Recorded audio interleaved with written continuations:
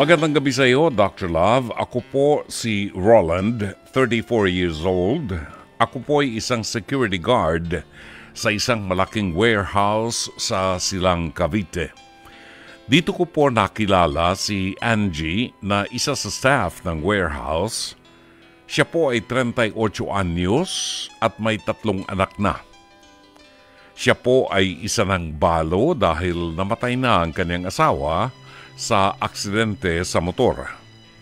Naging magaan ang loob namin sa isa't isa, Dr. Love, hanggang sa naging kami na po. Ipinakilala na rin po niya ako sa mga anak niya at madali ko naman pong nakasundo ang kanyang mga anak. Mahal na mahal ko po si Angie, Dr. Love, at ganun din po siya sa akin. Mahal na mahal ko rin ang mga anak niya at nakahanda po akong maging tatay nila. Ang problema lamang po, hindi boto kay Angie ang pamilya ko.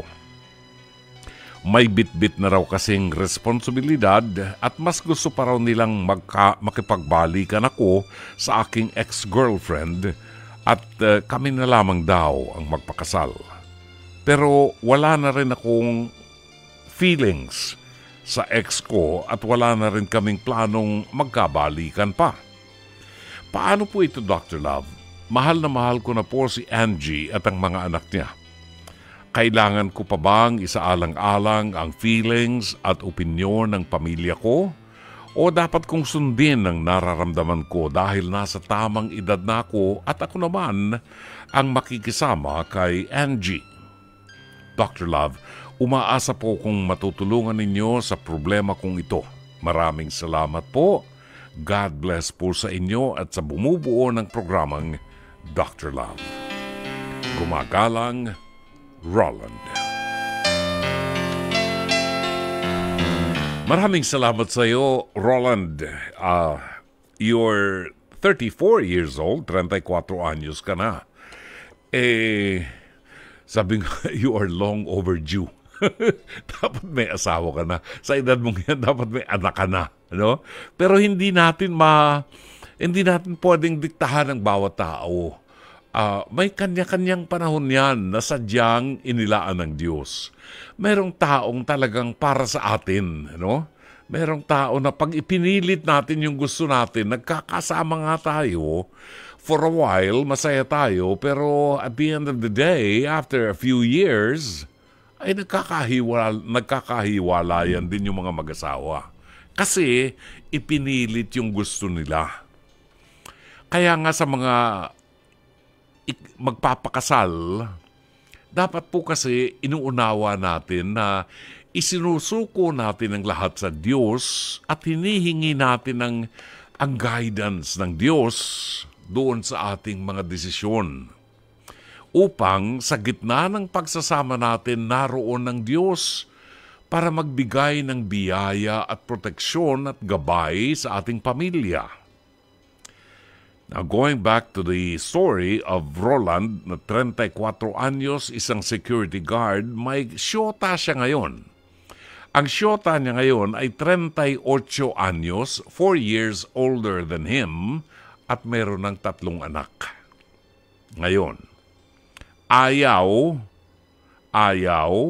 ng mga magulang ni Roland dito sa kanyang syota ngayon dahil may bit-bit na raw. 3 na anak buy one, take 3. Diba? Ganon. Ayaw at ang gusto ng kanyang mga magulang at mga kamag-anak, balikan niya yung dati niyang syota. Hello? Alam niyo ba sinasabi niyo? Isinukan na niya yung syota niya, bakit papakain mo sa kanya yung sinukan niya? Ano ba, kayo bang makikisama sa, dito kay Roland? Kayo ba makikisama kay Roland o doon sa papakasalan ni Roland? That's very unfair. Alam niyo, yung anak ninyong si Roland, 34 anyos na, kulubot na ho lahat ng balahibo niyan sa binti. May balahibo na po yan sa kili-kili. Ibig sabihin, kaya na niyang makabuntis, kaya na niyang magpundar ng kanyang sariling pamilya. Bayaan niyo siya. Kung itong babaeng kanyang syota ngayon na may 3 anak na, may asawa o hiwalay sa asawa, ako ang unang-unang magsasabi, Roland, wag mong ipasok ang ulo mo sa sakit ng ulo, sa problema.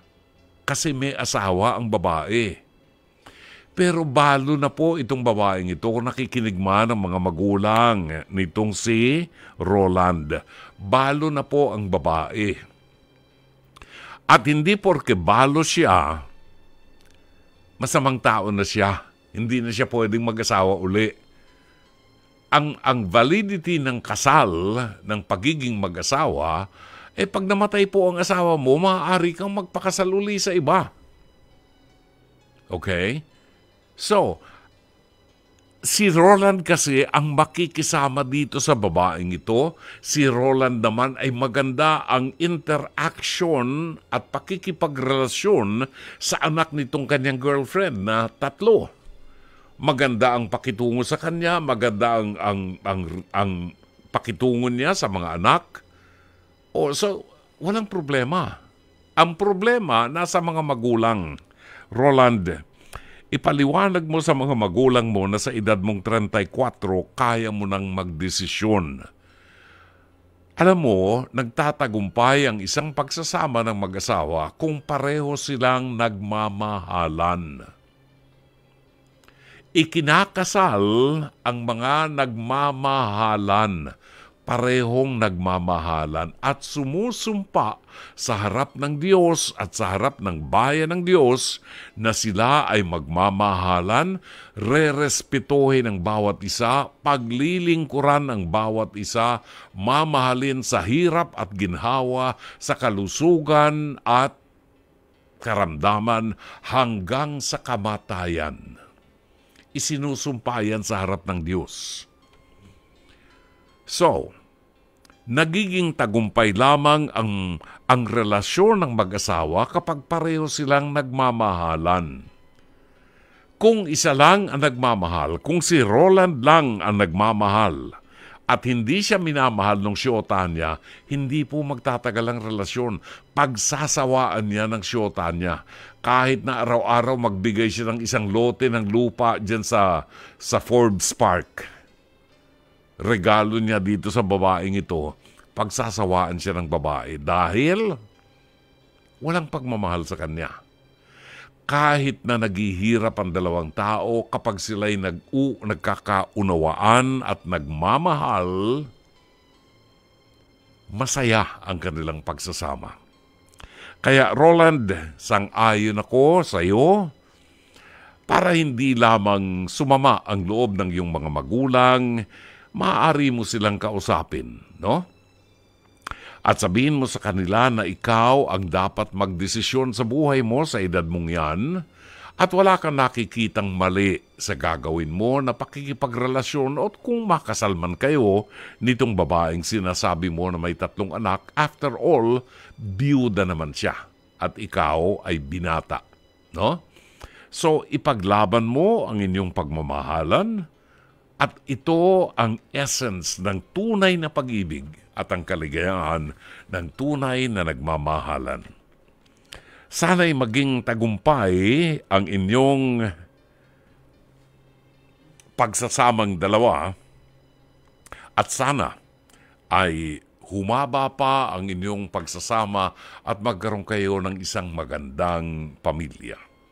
Sana'y natulungan ka ng palatuntunan ito. As always, Dr. Love.